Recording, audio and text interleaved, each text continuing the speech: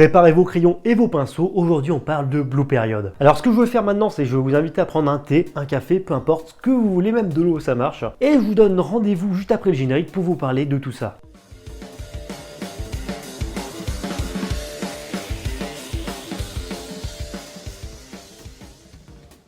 Avant d'aller plus loin dans la vidéo, comme d'habitude, je ne peux que vous inviter à lâcher les pouces bleus, ça m'aidera vraiment à mettre la vidéo en avant sur YouTube, donc merci à vous. Et si c'est pas déjà fait, je ne peux que vous inviter à vous abonner à la chaîne, ici on parle d'actu manga. Et le manga Blue Period, c'est l'histoire de Yatora, un lycéen extrêmement doué qui brille aussi bien en cours grâce à ses excellents résultats, mais également socialement et auprès de ses amis. Mais Yatora a depuis toujours cette impression de devoir répondre à certains standards, de devoir plaire à tout le monde, afin de réussir dans la vie, ce qui laisse en lui une permanente impression de vide, avec en quelque sorte un manque à combler. Mais les habitudes et le quotidien de Yatora vont être bousculés du jour au lendemain lorsqu'il va commencer à s'intéresser à la peinture et au milieu de l'art de façon générale. À partir de ce moment, une véritable passion va naître dans le cœur de Yatora et il va se fixer un objectif des plus ambitieux et réussir le concours d'entrée de l'Université des Arts de Tokyo. Alors déjà avant toute chose, avant d'entamer ma critique, j'avais beaucoup entendu parler de Blue Period à travers plusieurs potes qui m'avaient tout simplement vendu le titre en disant qu'il était tout bonnement excellent. Mais je dois vous avouer qu'avant de le recevoir de la part de Pika Édition, que je remercie d'ailleurs, j'avais pas d'attente en particulier par rapport à ce titre. Et au final, force est de constater que ce volume s'avère extrêmement efficace, que ce soit au niveau de ses thématiques, au niveau de son personnage principal et même au niveau de maîtrise, on va dire, de son univers de façon plus globale. Et pour le coup, je trouvais le manga extrêmement pertinent dans son propos. Déjà, ce que j'ai premièrement aimé dans le manga, c'est le héros, donc Yatora, qui est en fait un personnage assez intéressant parce que c'est un personnage qui ne brille pas que d'une seule façon, d'une seule facette. D'habitude, dans les mangas, on est face à un héros qui brille dans un certain domaine et pas dans d'autres. Et là, en fait, Yatora, il brille vraiment dans tous les domaines. Donc il brille dans le milieu scolaire par ses résultats, il brille, on va dire, socialement avec ses amis, où c'est vraiment un gars qui se donne à 200% pour faire la fête, pour s'amuser, etc.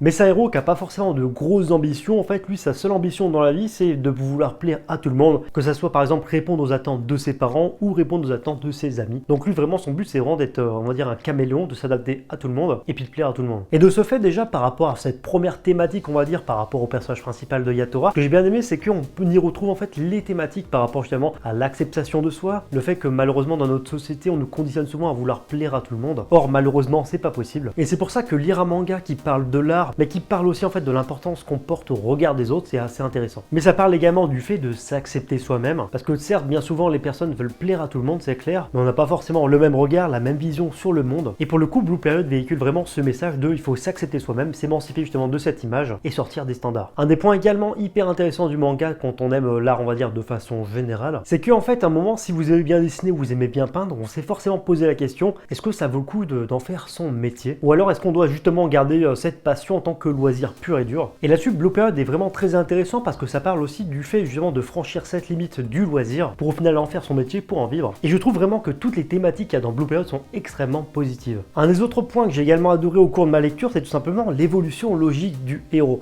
Alors dit comme ça n'a pas beaucoup parlé forcément, c'est clair. Mais si vous voulez, cette fois avec Yatora, on n'a pas affaire à un héros qui va forcément se découvrir une passion en un chapitre. Là, notre héros est talentueux, c'est clair, il est doué, mais il n'y a pas que ça. Et le manga nous dit clairement que tout n'est pas une question de talent, parce que le talent, c'est avant tout quelque chose qui se travaille. Et on atteint un grand niveau en dessin à force de travail et d'acharnement, comme dans la plupart des domaines. Le dessin et le monde de l'art de façon générale n'est pas un milieu, on va dire, élitiste. C'est un milieu accessible, mais à force de travail, comme tout milieu. Et Blue Period nous le met aussi en avant. C'est tout simplement que de base, on a un héros doué, certes, mais en fait, il va évoluer et progresser au fil de temps, à force de travailler, à force de persévérance. Et donc, l'histoire et le scénario du manga prend son temps vraiment pour développer son héros. Le héros passe par plusieurs états, donc au début, en fait, il s'intéresse pas vraiment à l'art et après, il va s'y intéresser au fur et à mesure de l'histoire. Mais avant ça, le personnage va passer par plusieurs étapes assez intéressantes, donc notamment une introspection où il va se poser des questions sur l'art, sur ce qu'il doit faire, ce qu'il ne devrait pas faire, pourquoi cette vocation lui vient d'un seul coup comme ça. Et toute l'histoire se met en place petit à petit autour du héros, mais de façon progressive et logique. Qui au final, je pense qu'on sera d'accord, donne un côté vraiment réaliste à l'histoire. Un des points du manga qui plaira à pas mal de monde selon moi, c'est justement tout l'aspect pédagogique du titre, où on ne parle pas que de la peinture, mais on parle de l'art de façon plus globale et générale. Et tout cet aspect pédagogique passe par plusieurs biais, donc déjà dans un premier temps on nous parle du cursus scolaire, on va dire. Ensuite le manga aborde de façon plus technique, on va dire la peinture, le dessin, l'art de façon générale. On nous donne des techniques de dessin, des techniques de perspective, diverses méthodes justement de création. Le fait d'avoir une véritable formation justement pour les métiers de l'art et justement de l'intérêt l'intérêt de se former au métier de l'art. On nous donne également, on va dire, du lexique par rapport à l'univers de l'art. On va nous parler de méthodes d'apprentissage, enfin c'est vraiment complet. Et enfin, impossible pour moi justement de vous parler de Blue Period sans pour autant parler justement des dessins du manga qui sont absolument fabuleux selon moi. Pour moi, la force des dessins du manga se trouve justement dans la simplicité des dessins, où justement, je sais pas pourquoi, mais il y a un côté vraiment poétique, on va dire, qui se dégage de chaque planche, de chaque dessin, et encore plus quand on parle justement des pages couleurs du manga. Le manga a vraiment une ambiance, un charme propre, et souvent c'est ce qui fait la différence dans les plus grandes œuvres. Bref, en tout cas pour moi, Blue Period c'est une excellente surprise et je ne peux que vous le recommander. Et le manga est disponible en librairie dès aujourd'hui, donc c'est-à-dire dès le 20 janvier 2021. Enfin bref, en tout cas c'est tout pour cette nouvelle vidéo, j'espère encore une fois que ça vous a plu. Comme d'habitude, n'hésitez pas à me donner votre avis sur la vidéo dans les commentaires, l'espace commentaire est fait pour ça. Je suis aussi curieux d'avoir votre avis sur Blue Period, est-ce que vous avez aimé, est-ce que vous n'avez pas aimé. Perso, j'avais adoré, c'est vraiment un coup de cœur on va dire de cette rentrée. Et pour le coup, même si j'ai pas forcément d'attente par rapport au titre, je suis vraiment curieux de découvrir le tome 2. Si vous aimez ce que je fais, vous pouvez me rejoindre sur Facebook, Twitter, Instagram et TikTok. Tous les liens sont à l'écran et en description, je partage l'actu en temps direct. Et sur ce, je vous dis à bientôt pour une prochaine vidéo.